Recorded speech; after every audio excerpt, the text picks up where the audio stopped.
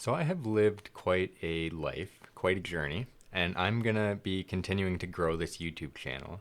But if we're gonna continue, then I figure it would make sense for you to understand and know my story, and then you can know all how I came to all the conclusions I've come to, how I've learned all the things that I've learned, and just in general, you can have basically a understanding or a foundation that explains my teaching style and my teachings. So let's go ahead and just break down the story of how I became a wellness professional, how I basically traveled the world studying spirituality, and how I've overcome severe levels of depression and anxiety to become so confident that I've public spoken in front of tens of thousands of people. So let's get into it.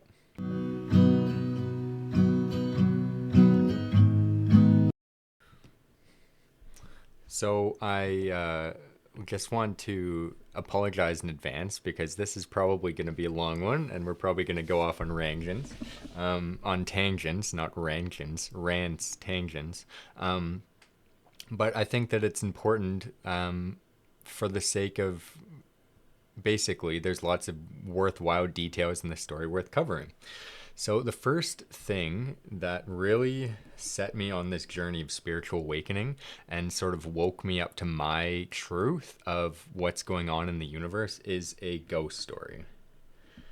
So, when I was around 5 to 7 years old, I should really ask my parents what the actual date or how old I actually was when this happened. But I am laying in bed one night. So, we'll just put a little child in bed here. And here's a window in the corner, and in through the window flies a ghost, and this is the head of the ghost, but their head was on their shoulder rather than being on their neck.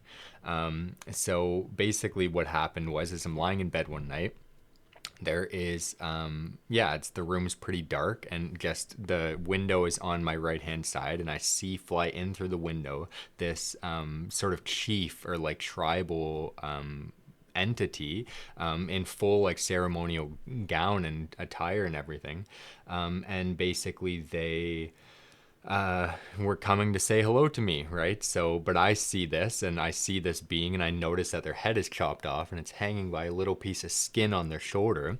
And this freaks out my inner child, right? Like it freaks out my child self because I'm so young. I've never seen anything like this. I don't understand what's happening. And it's a pretty, vulgar scene, let's say, right? So I hide under the covers and I make a little peephole, and I'm looking out the peephole. I'm looking. And next thing you know, I see an eye appear on the other side of that peephole.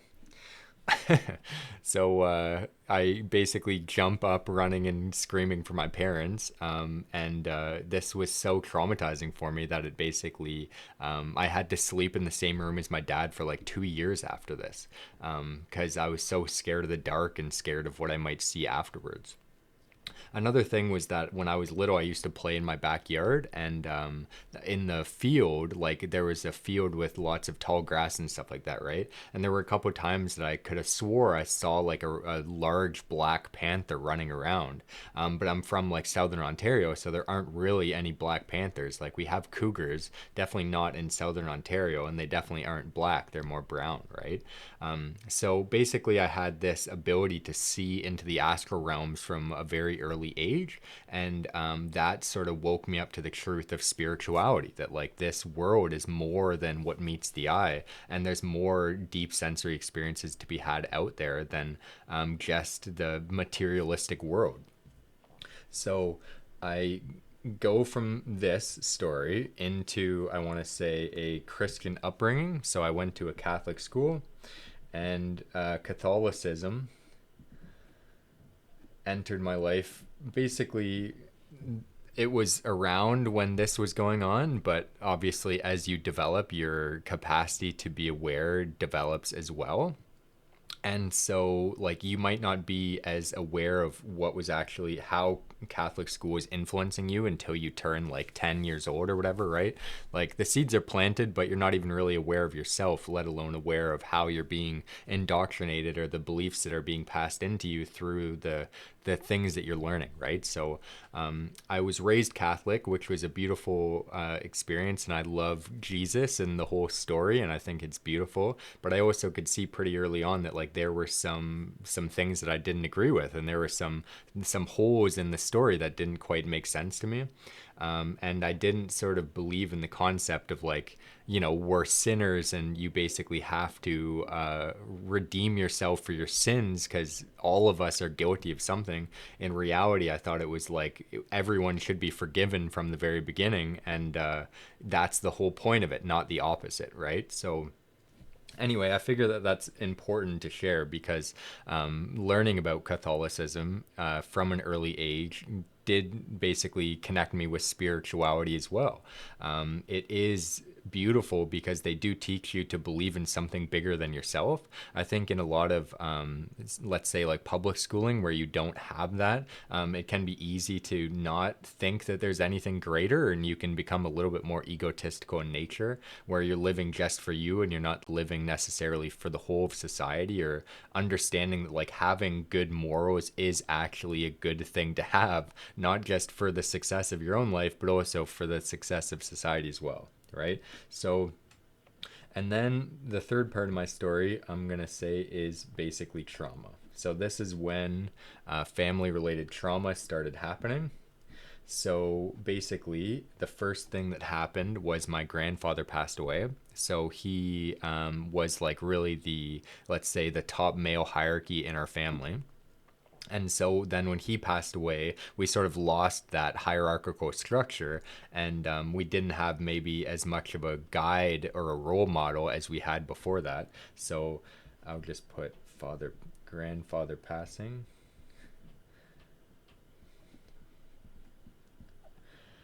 And then from there, we had a carbon monoxide leak that happened in our house that basically my father was, I'll put grand so this doesn't get confusing.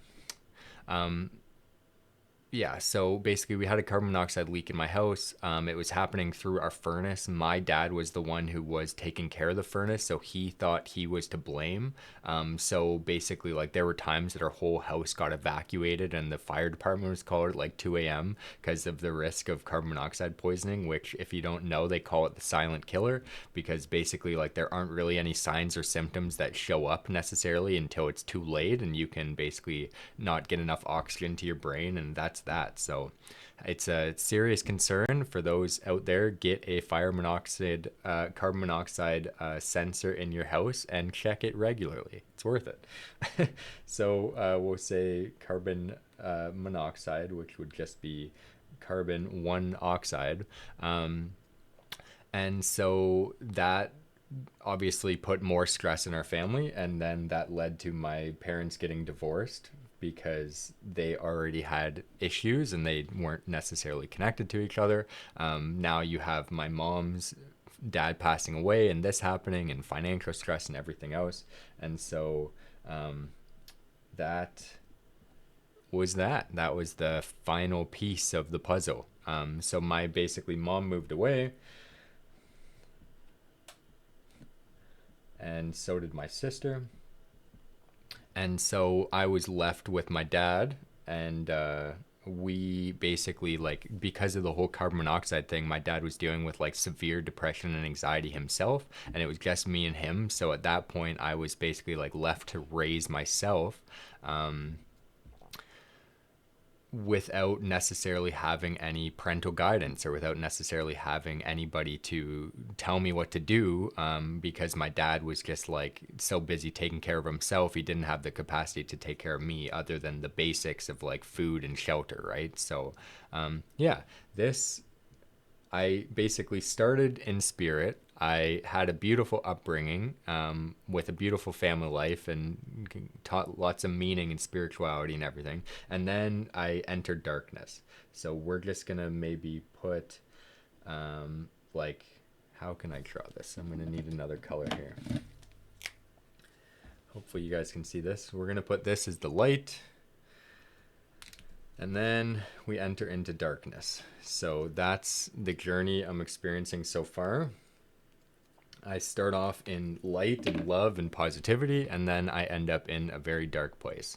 So then we're going to put high school, because this was all when I was like 13 years old.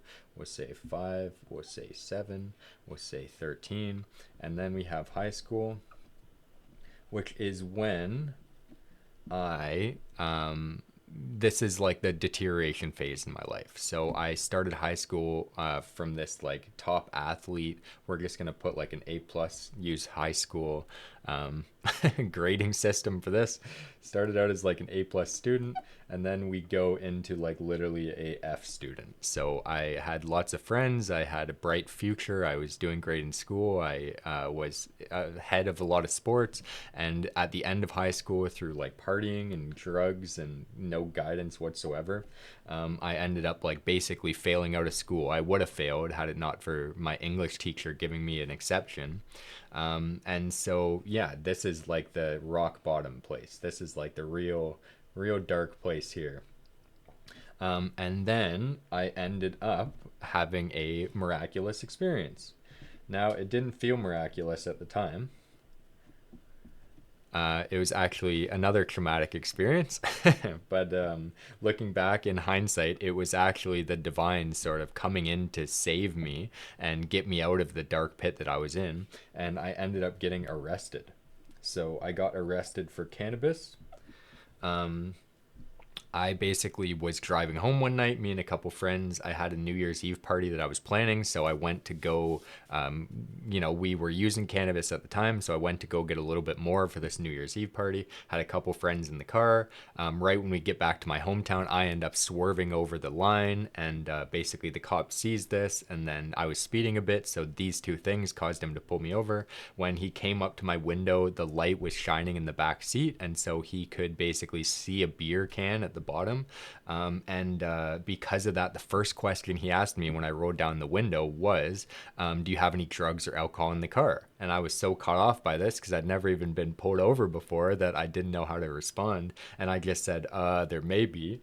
I'm going to quote that because I think it's funny.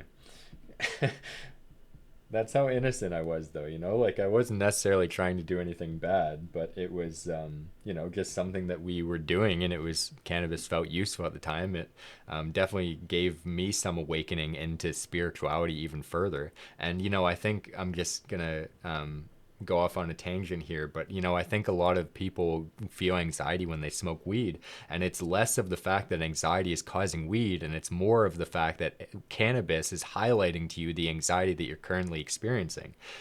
I didn't see how negative of an environment I was in until cannabis started to let me to feel it deeper, and then I could say like, oh, like I'm maybe not safe around these people, like I'm maybe also opening myself up to a lot of negativity and a lot of hatred and a lot of greed and jealousy and stuff like that, right? So I actually think that cannabis isn't the thing that causes anxiety, but it can show you the anxiety that you should be feeling, but maybe you're not.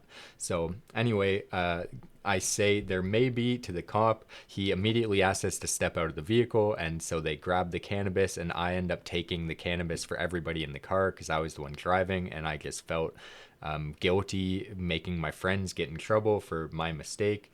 And so, yeah, I ended up getting arrested. And this was basically saying like, okay, you can't keep partying, you can't keep failing out of school, having no responsibilities, doing whatever you want, getting away with everything.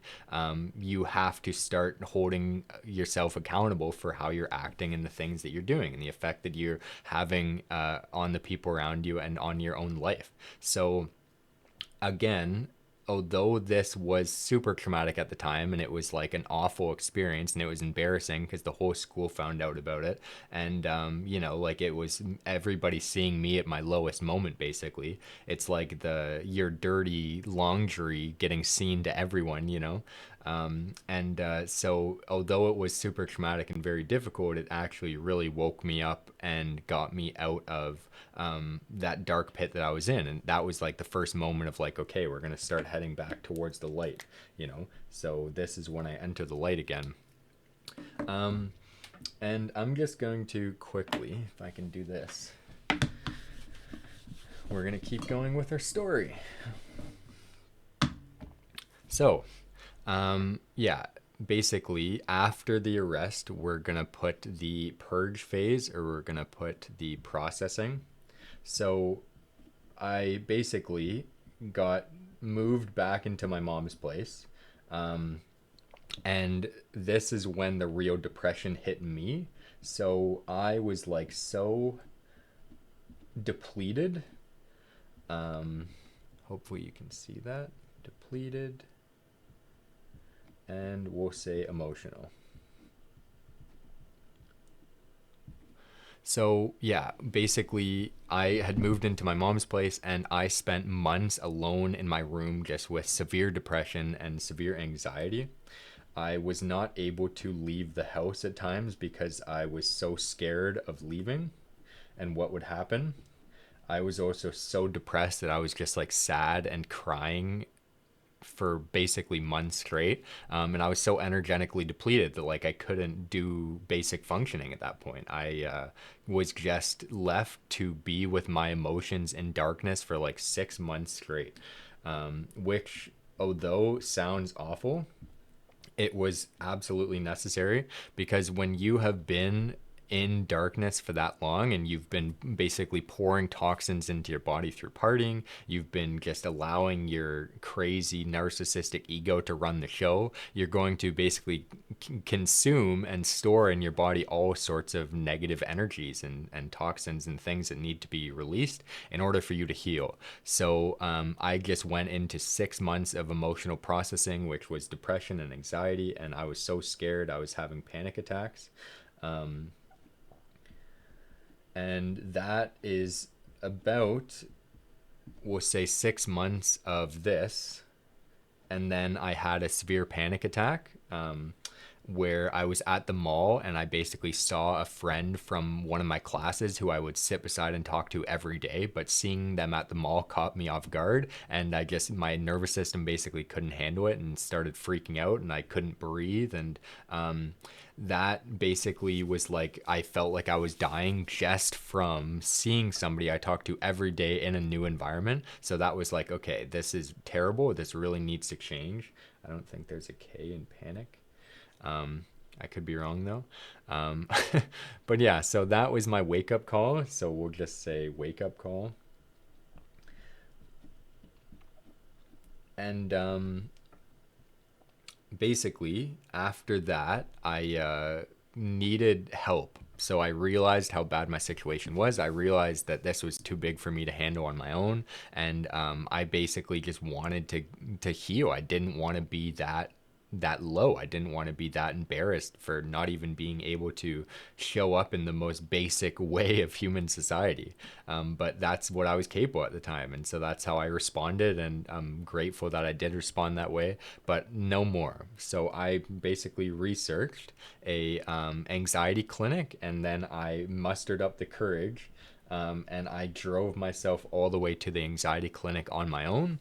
And I talked to a counselor and I opened up about all the things that I was facing, all of the pain that I was in, and all of the shame and the guilt. And just in general, I admitted, like, hey, I am so anxious, I'm having panic attacks. Can you help me solve this? Right. So this was basically huge. And this is like, if you know TSN, we're going to just put TSN turning point. Hopefully they won't, claim copyright here. But yeah, TSN turning point. This was basically because of the accountability that came from it. So this was like the first step in me basically owning up for my actions and admitting that there was something wrong with my situation, which I think this is so important, because I'm going to make this better. It is so important for us to basically take accountability for our actions if we are going to change them, because we are ultimately the one who are in sovereign control of our lives, and your life isn't going to change unless you actively take steps towards changing it. And so this is also what they say in like Alcoholics Anonymous, right? Where it's like the first step to change is admitting you have a problem. And I think that sometimes Alcoholic Anonymous people can actually get too attached to their addictions, and they'll identify as being an addict, which I think you also have to let go of at some point. But the first step is accountability, and this is the piece that nobody wants to do, because nobody wants to admit that they're not perfect. Nobody wants to admit that they have issues, and nobody wants to admit that they could be better. And if you don't, then you will always stay stuck again and again and again doing the same things over and over again, which sucks. So if we want to heal depression, anxiety, anything that you're possibly facing, the first thing is you have to take accountability for where you're at in your journey and the steps that basically have led you to the point that you're in. Because regardless of your situation, you have to understand that to some degree or another, you are accepting some aspects of it. I also think that this is huge for society right now, because we can basically have a tendency to blame the billionaires or like blame corporations or all these different things. But your free will is still purchasing their products. Your free will is still going to work every day and basically like letting them get away with these things, right? So it is your acceptance of the patterns, the karmic patterns that you're in, that allows them to continue to go on and on and on. So accountability is huge. We're going to basically shift now. Actually, I'll do 8 makes sense to keep here. So from this came my own personal development. So I basically said, I am empowered to make a change for my own life, which was talking to the counselor. They basically helped me see that like anxiety was coming from not taking care of myself, from not understanding my own mind and stuff like that. And just in general, I think at this time I sort of received a download like, hey, I can do something about this. And so that's when this piece came in. So I basically had to take the steps necessary, and this took like years. Like this was not something that happened immediately, but for the next 3 or 4 years. And we'll say this is from like around yeah, we might even be able to say a little bit more here. We'll say 6 years, and we'll say this was around 18 to 24. Yeah, sorry for the messy notes today, but we are just going for it. So 18 to 24, this was about 3 to 6 years of personal development work. And it was basically like, at that time I wasn't capable of like really even cooking good meals, right? So I started to learn how to eat a little bit healthier, right? Even like just small meals, like making carrots or baking potatoes and stuff like that, right? Like raw carrots with dip, or like basic fries in the oven. It's not necessarily difficult to eat more vegetables if you do it in a very basic way. So I started to eat healthier. I realized that I needed to get on a more regular sleep schedule, because if you are a partier, chances are you'll know there's a lot of late nights, and that messes with your hormones, and it might take you even like 4 to 5 days to get on a regular hormone cycle again, and then you do it all the next weekend, right? So if you want to regulate your system and relieve some of the anxiety that you're dealing with, you have to understand that the anxiety is coming from body, basically your body not being well taken care of, because you're putting toxins in it like alcohol and stuff like that. You're not sleeping well. You could also look at the content you consume. So I started to consume better content, rather than, like things that would bring me down, like horror films or stuff like that. We'll just put it like that. So consume positively. Consume positively. Yeah. So basically, if you want to also overcome anxiety, then the things that you consume are super important. And so if you start to consume more positive things, that will help you feel better. What's another thing? So obviously the stop drinking was huge.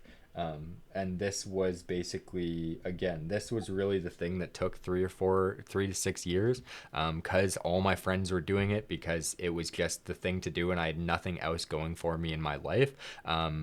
It basically was like the source of the main entertainment, of the main stimulation, and so that basically my life felt super empty without it. And so it is so hard for people to quit drinking, because they go from like having a full life with it to having an empty life without it, when in reality I think it's better to like build up your life outside of it first and then transition over, right? But the other thing I started to do was meditate. I basically learned about self awareness, I learned about introspection, and I read a book, basically, that was explaining Buddhism. And it explained that like a lot of the suffering you experience in your life is of your mind, and you have a choice to some degree or another what you think about, whether you allow these negative thoughts to keep influencing you in a negative way or you do something about it. So through meditation you can become more introspective, and you can start seeing the things that are happening in your everyday life. And meditation is basically the thing that enables you to learn about all these other things, because you might eat a negative piece of food and you might feel like crap a couple hours later, and you might say like, oh, it's just a random fluctuation of my body. But if you meditate more often, then you'll start to become self-aware, and you'll say, 5 days in a row I feel good, that next day I eat something negative, now I'm feeling negative. You don't just randomly associate it, you start to learn how to associate different basically actions with different consequences. So meditation is so huge for that. So this was basically started me to get back up into the light again. And this was like the journey that was happening, a slow and steady journey back up into the light from that incredibly dark place that I was in earlier. So that was the second phase of my journey. There's sort of my upbringing. The second piece was the depression and overcoming that and getting back to being a capable person again. And then from here, we get to, I think we would be 9 now. We get to the Buddhist monastery. So COVID hit. I'll just put COVID up here. That didn't have much to do with my awakening. Oh, COVID's off. Let's bring this down. Perfect. Yeah, so COVID didn't have much to do with my awakening. I know COVID woke a lot of people up to how basically under control we are by the government and by certain agencies, and how easy it is to manipulate culture.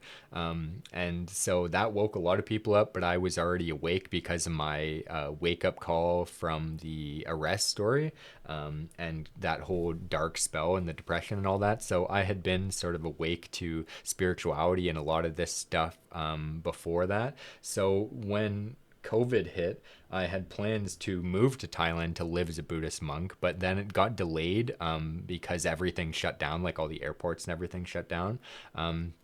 But I basically decided like I had gained so much from meditation and developing self-awareness and learning about the mind, and I could see that there was so much truth in what these monks were saying because of that book that I had read, and I did more research after that in those 3 to 6 years of personal self-development, that I wanted to go firsthand and learn from them how to actually do this stuff. And I also wanted to see like, is there some secret techniques that they have that they only teach other monks and stuff like that. So I decided to move my whole life and shave my eyebrows and move across the world to become a Buddhist monk. So I lived there for 6 months. They taught me so much about meditation and wellness and just in general. Their belief is like so different than Western spirituality and Western beliefs, and they have a dedicated portion of their society who's committed to working on spiritual development to gain insights, and then they feed that into the rest of society. Then society feeds these monks like literally with donations and food and everything, so that they can keep spiritually developing, so that they keep learning and then feeding that wisdom back into their culture. So it's just an incredibly beautiful practice. And so much of Buddhism is basically saying like suffering exists, but you can overcome suffering through self-control of your own mind. And that was super beautiful, and it happens through stillness and stuff like that. So we'll just put the real highlights of this are stilling the mind, stillness, and then also relaxation, because those were the main takeaways from the monastery, is that stillness is key to regulating your nervous system and regulating your mind, and then your mind will get carried off into something else and you come back into stillness. Your mind gets carried off, you come back. If you want to stay at the center of the storm of the things that happen around you, stillness is absolutely it, and it happens in the center of your being. So we'll just put some shoulders here and a little head. Perfect. Some little legs. And yeah, this is basically the premise, right? So stillness at the center of your being is absolutely key if you want to be healthier and happier and overcome the mental issues that you have in your life. Relaxation is also key. Your nervous system will basically spike, and then you want to bring it back down to stillness. Your nervous system spikes and you want to bring it back down to stillness, and you do this through relaxation, just basically calming your mind, calming your nervous system, and anytime you notice that you're spiked, you come back down to peace. But Buddhism is a very masculine practice. I definitely could not sustain the practice for more than 6 months because of the fact that it actually was doing some damage to my internal psyche. I am not afraid to say that. That is my truth. I think a lot of people put monks up on pedestals, but I found a lot of people with issues there the same way you find people with issues everywhere. It's just a thing. But I really don't think that the mind is meant to sit still for 8 hours a day, every single day for months straight. I think that that's sort of bypassing life, and it caused a lot of problems for me. It sort of killed my inner feminine. It was doing damage to my inner feminine, the part that wants to move and the part that wants to be creative and express itself, rather than the part that just wants to sit still and observe things. So then that led me to exploring yoga, because I had some Buddhist monks in the monastery with me who taught me some yoga techniques, and they were basically like, it was helping my meditation practice more than just the meditation practice alone. So I was like, there was moments in this that were really positive, where I was in like nirvana, I was in bliss, I was in joy, whatever. And then there were moments that were like hellish, like just super dystopian, very toxic, lots of negativity, and it was like this back and forth between these crazy extreme polarities. So I knew that it wasn't balanced, and of course you can blame me. Maybe it was just my fault. I didn't commit enough or whatever. But I basically lost my belief in that being the way. In Buddhism, they'll also say that basically like you shouldn't necessarily like follow the Buddha's path in the same way that he followed it, but you should follow your own path with the same intensity that he followed his path. So yeah, not everybody's meant to be a monk. I was not one of those people. So I went and explored yoga. I basically became a yoga teacher trainer, or a yoga teacher through what's called a YTT. So I went with my shaved head and everything, and allowed my hair to grow back a little bit before I went back into society. So it was beautiful. But yoga, the main teaching is you have the masculine, and we will put a scale here, and you want to balance that energy with the feminine. This was so huge for me because, again, I had basically sort of, let's say, became out of balance with my masculine and feminine energies, and yoga is the thing that teaches you to come back into balance. And the other thing about Buddhism was the mind. Here, I'll just see if I can draw a little brain. It's probably not going to be the best brain, but oh well. There's the mind, and then yoga is the body. So another piece, right? I found that my body was getting pretty tense, sitting cross-legged all the time. I'm a soccer player. I have really tight hips. It's incredibly hard to sit still for so long. But the yoga basically stretches out the body, and it sort of compensates for the lack of body awareness that the monks basically have, because Buddhism doesn't teach about yoga poses the same way yoga does, right? So yoga was fundamental in like me developing a greater understanding of how the body influences your mind and your state, and the body can basically unlock transcendental states, the ones that are more lasting than just the rare positive nirvana states from meditation. But you can regulate your body, and through so regulating your mind, and it brings your masculine and feminine energies more into balance. It's basically union, right? Whereas Buddhism is talking about the middle path. So, there's all sorts of paths you can take, right? And Buddhism is like, come back to the center. Whereas yoga is basically saying, you have all these different parts of you, and we are going to bring them together. We're going to unify them, right? So they both are on some level doing the same thing, but there's a spiritual teacher who's passed now, but his name is Dr. Robert Gilbert, and he basically talks about this time right now being the time of Archangel Michael, and the one of the core teachings of Archangel Michael is to unify all of the spiritual traditions so that you can basically compensate for the areas where some of them are lacking and have a more balanced picture of spirituality. So yeah, I thought that I didn't know this at the time, but looking back, I intuitively was being guided through this process of balancing the mind body, and we are going to complete it here with shamanism.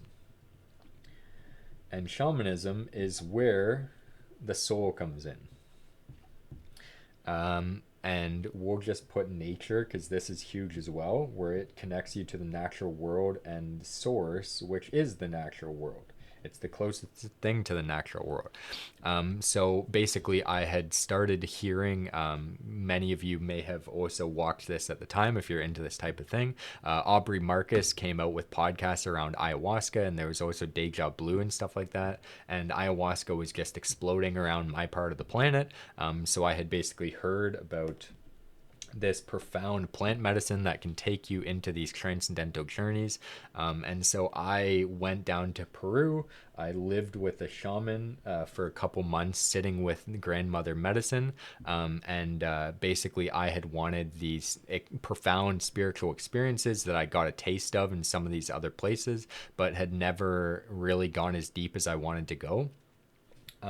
So yeah, I basically went and explored plant medicine, and this is what brought me back to the heart. Beautiful. um, it's where I basically connected with love again and connected with profound positivity and light and hope and ecstatic bliss. And this was like basically the unification of that third part of my being that I didn't even necessarily know was important at the time, but it was the soul. It woke me up to my internal essence, my internal truth, beyond the ego or beyond a lot of the programming that you see, whether it be in the spiritual traditions or just in society in general.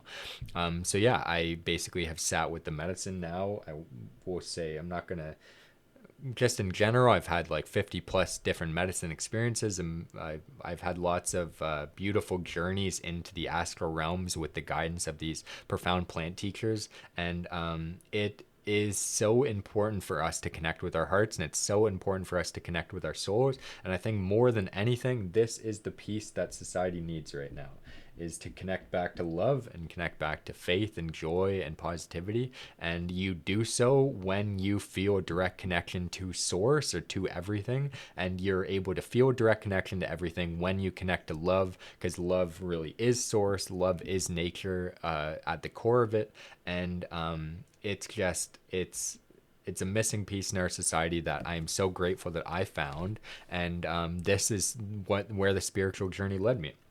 I thought I was going to be a monk forever. I got there, didn't give me all the answers. I still had more questions. I thought yoga was going to be it. I'm going to be an Ashtanga yogi who can sit in full lotus for hours on end and, hold my breath for 10 minutes straight, and that's going to be it, right? Turns out that wasn't the whole picture. You could go in a shaman ceremony and like ayahuasca ceremony, and you can experience profound truth, and then you come back to reality and you realize that like just because you had that experience doesn't mean that it's integrated into everyday life. It still needs to integrate into your body and your mind.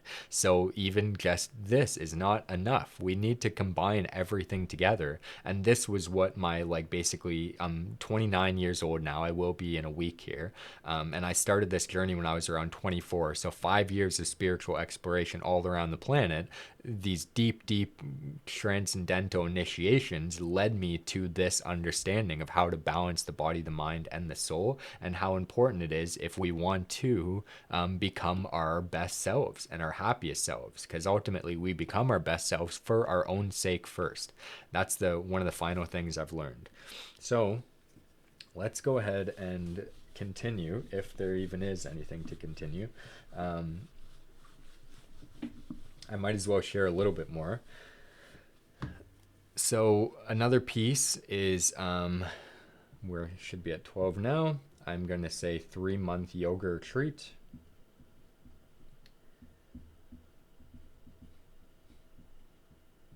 So I went to Sweden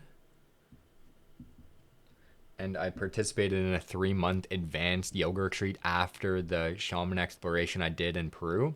This was basically the aspect of the, I want to say, Kundalini, which for a lot of people can be scary.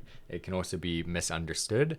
And it is it's basically energy. That's how we're going to describe it. And we'll just put like, so bodies, energy. And we'll just put spirituality here.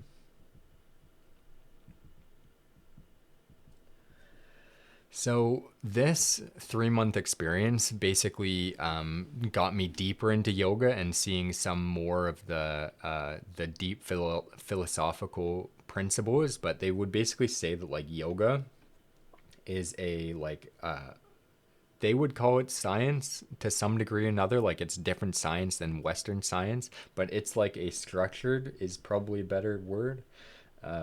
Structured system to evolve.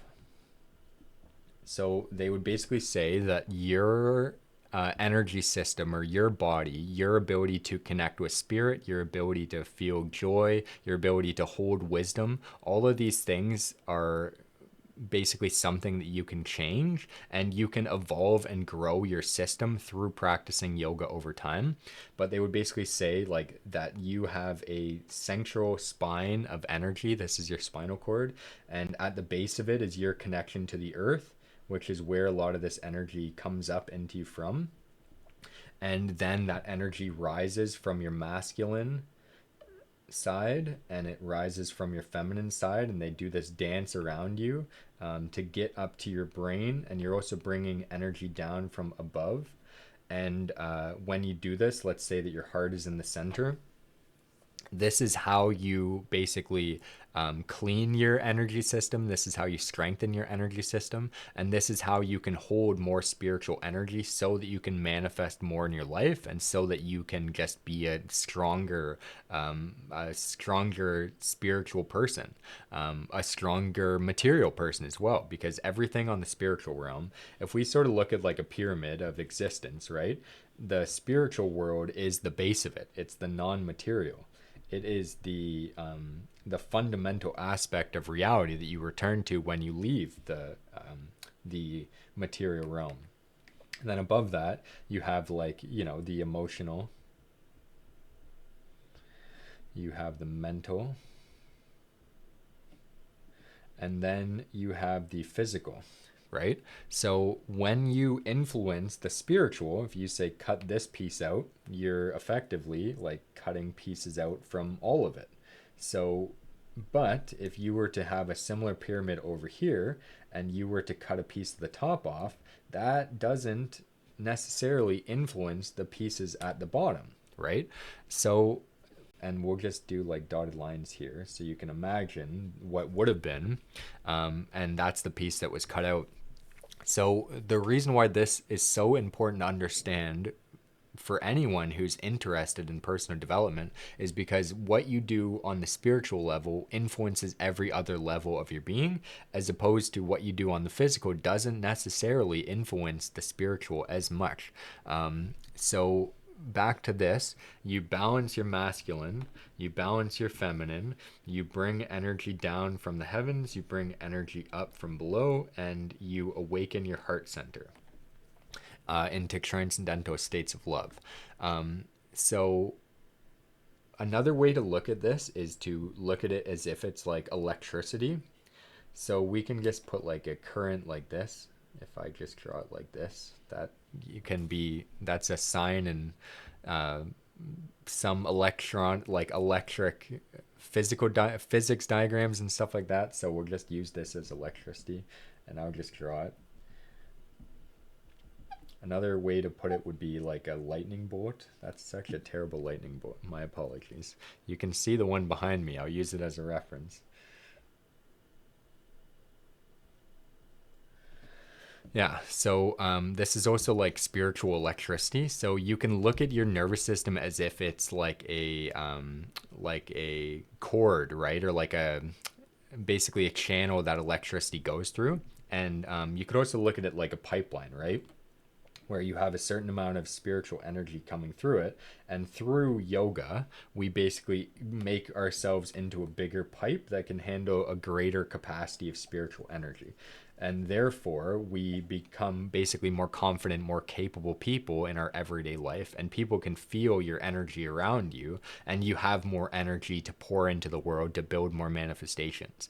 So ultimately, this is what we're doing: is we're balancing our masculine and feminine energies to awaken all of the energy centers in our body. You could also look at this as like the chakra system, right?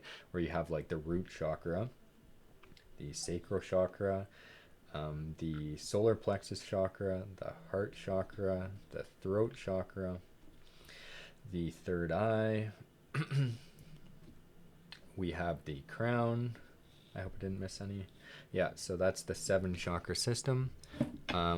And basically each of these govern different aspects of your being. So like the root chakra has to do with your safety. Like if you don't feel safe in your life, if you've done something that puts your life at jeopardy, then you will never feel fully grounded, because there will be a blockage, and basically you're not going to be able to connect to the earth. So you're not going to feel as calm and as stable as you could. If you have a blockage, like let's say there's maybe some sexual trauma that is experienced in your sacral center, then you might not be able to creatively express yourself as well as you could naturally be gifted to do so. We all have these incredible capacities for groundedness and connection to the earth and confidence, for creative energy, for personal power, and basically like this would be like just in general, if you have like a nuclear cell in your body that's powering your whole system, that's like your solar sun masculine fire energy. Your heart is like your capacity for love. Your throat is how you communicate. Your third eye is how well you can see clearly what's happening around you and see clearly with your own mind. And your crown is basically like your connection to something greater than you. The reason why so many people in our life don't ever have any spiritual experiences, and they basically say like, I don't even believe this is crazy, is because so many of these are blocked and clogged that there's almost no capacity for all of these to be in unison and working together. And so when they're not, you have segmented parts of yourself, right? Like this part gets segmented, this part gets segmented.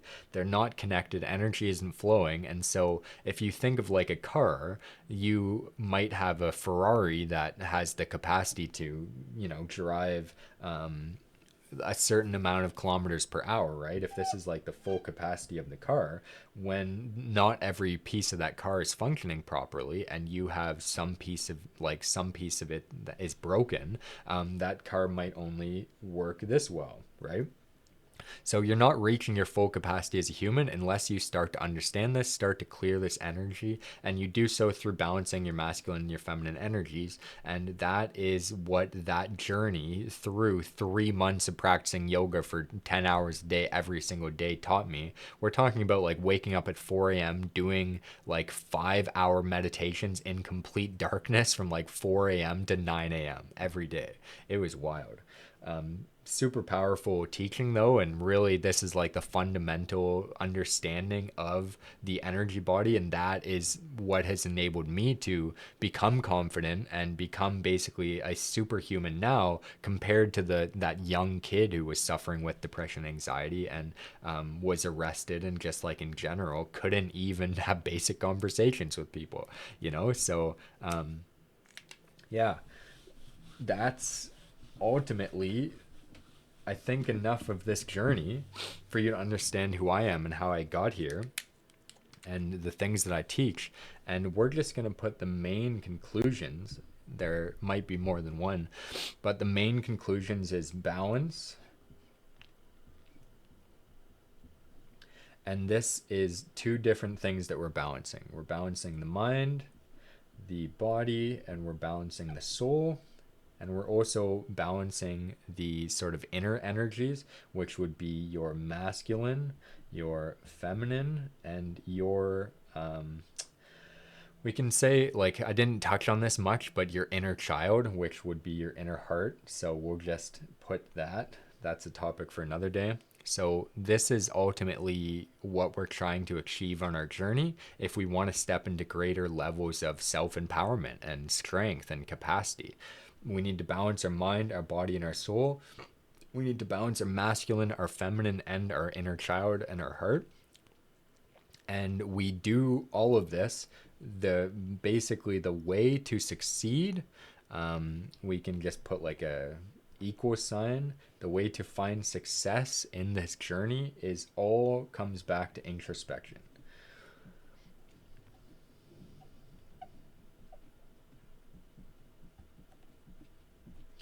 It all comes back to introspection because if you aren't actively aware of your experience and you aren't repeatedly coming back to your experience, then you might learn things, but you will probably learn it with some illusion around it, or like there will be some veil on the thing that you're learning that will prevent you from seeing the thing clearly.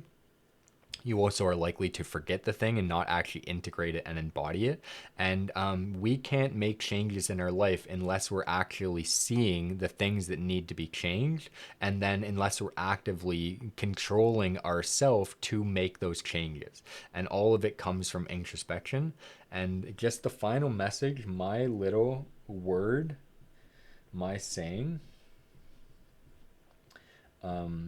that has come from all of this is believe in yourself. Believe in how amazing you are and how capable you are to build the life that you want to live. No, it's definitely the I before the E, right? Yeah, so. Okay, there we go. Beautiful. Yeah. Everything that you want to build in your life, you have the capacity to do so if you basically see yourself the amazing, magnificent, beautiful person that you are. It's something that you were born with. It's not something that you have to earn. It's something that you already are. And if you believe in that, then no matter what place you are in, no matter how dark your situation is, no matter what difficulty you are facing, you will be able to get through it and you will be better for it. But if you give your power away to other people, if you don't believe in yourself, then you will become trapped, you will become enslaved, and you will basically never reach your full potential and you'll never bloom into the beautiful person that you are capable of blooming into. So it has to be you taking your power, understanding your power, and believing in your power. And if you do this, everything in your life will change and you will have the capacity to do anything that you want with your life. That's how I went from some kid who was so anxious I couldn't leave the house, who had hit total rock bottom, to I ended up working for a charity and I went across Canada and I spoke to 10,000 plus students all across Canada with 5 different provinces over 5 months, all telling them about hope and this sharing some version of this story with them. That is something that we can all aspire to achieve. Is like I'm not saying that you need to be a public speaker, but in my case that was what my dream was and that's what I've accomplished and I'm still building more dreams to this day. But you can achieve your dreams if you believe in yourself and if you know that you have the capacity to get through anything. But listen to your body's needs, listen to your mind's needs, listen to your spirit's needs, and follow the guidance from within. And that is basically it. That's what this journey of years and years of spirituality has taught me. And now I'm a wellness professional who teaches this for a living. And I have benefited from this so much. I would not be here today. I would probably be on some street drugging out, overdosing right now if it was not for spirituality and all of this journey and my own willingness to take accountability for my own life. So yeah, you wanted to know me? Now you know. If anybody has any questions, of course, you can put them in the comments and I would be happy to answer them. If there's any topics you would like me to go deeper into or talk about further, of course, I would be happy to answer these. But it is so important for us right now to basically take our power back and be the one steering the ship, because society could go in any direction from this point. And if we don't have empowered conscious leaders, then you might not live in a utopian society that you want to build. So take your power, lead by faith, lead by love, and yeah, subscribe for more content like this. Thank you so much.